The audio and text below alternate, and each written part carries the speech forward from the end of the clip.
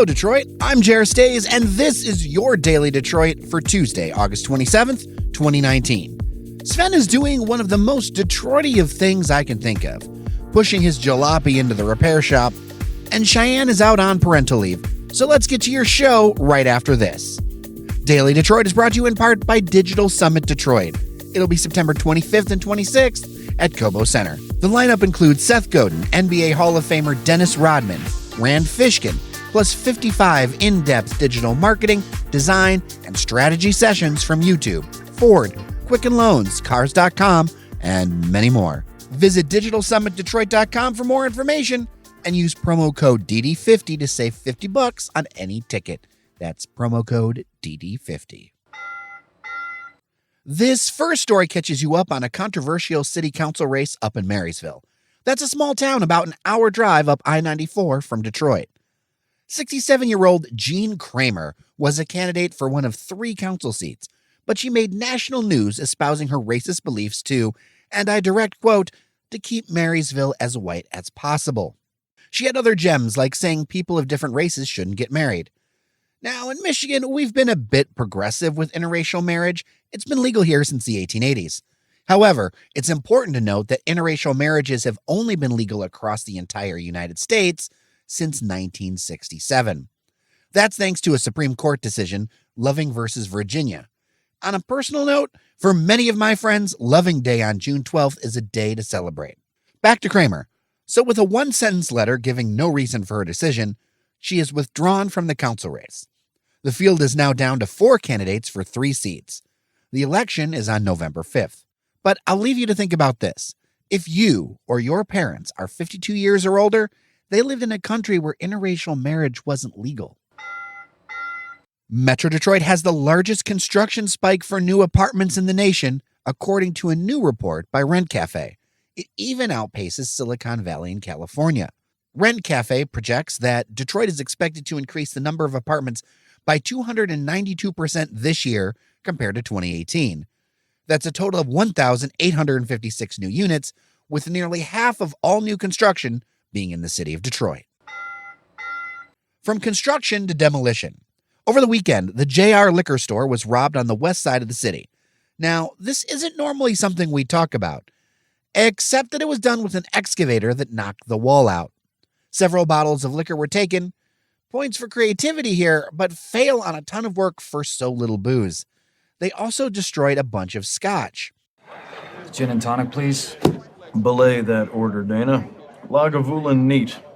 WDIV reported that $75,000 of high-end Scotch was destroyed in the caper. Not stolen, destroyed.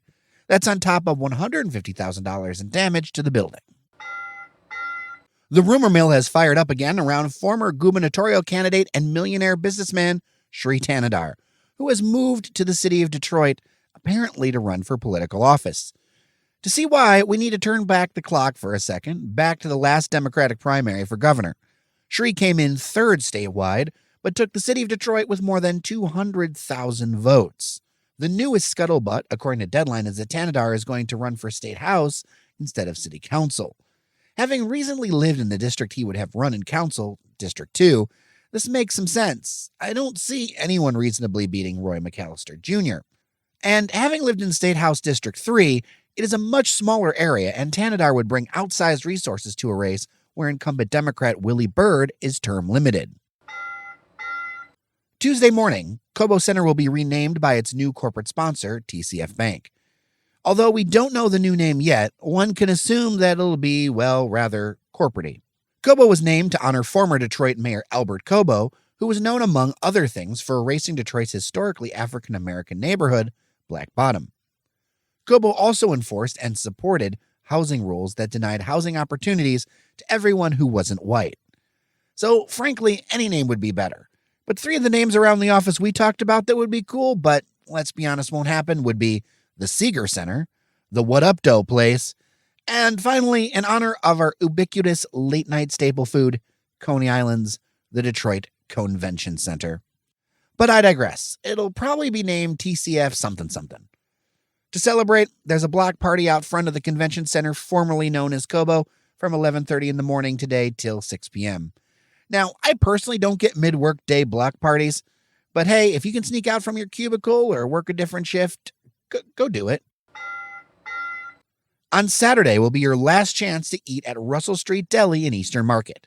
The restaurant that's been serving the market for decades is closing up ahead of schedule this Saturday after a long landlord dispute and a switch in focus to their ready-made soup business, available in Whole Foods and a bunch of other places. Owner Ben Hall told the Detroit News that since everyone who worked at the deli now has a job, it's time to close up shop.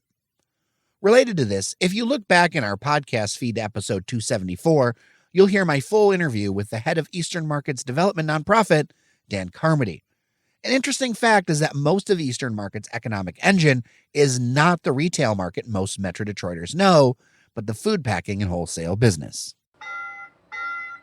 The expansion of Detroit-style pizza continues as another Buddy's is opening up Thursday, September 5th, this time down in Woodhaven. It'll be on Allen Road, just north of West Road, about parallel with Grosse Ile. The new restaurant is approximately 7,000 square feet, with room for 200 guests, including 25 seats on an outdoor patio. The first 100 people inside the restaurant when it opens up at 11 a.m. that day will receive coupons for one free pizza per month for 1 year.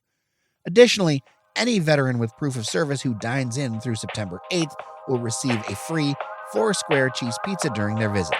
Semper Pi, if you will. All right, that'll do it for today's show. Thanks to everyone behind the scenes who makes this happen. Randy Walker, who's out looking for Popeye's chicken sandwiches. I hear places won't get them until Wednesday. Apparently the whole region is out. This is a big deal. I don't know why, but if it is for you, well, good luck. Also thanks to Cheyenne Nocerini and Sven Gustafson, as well as our members who make this show possible. You can become one of those cool folks at patreon.com/dailydetroit. Let's push Detroit's conversation forward together. I'm Jer Stays. Take care of each other, and we'll see you around Detroit.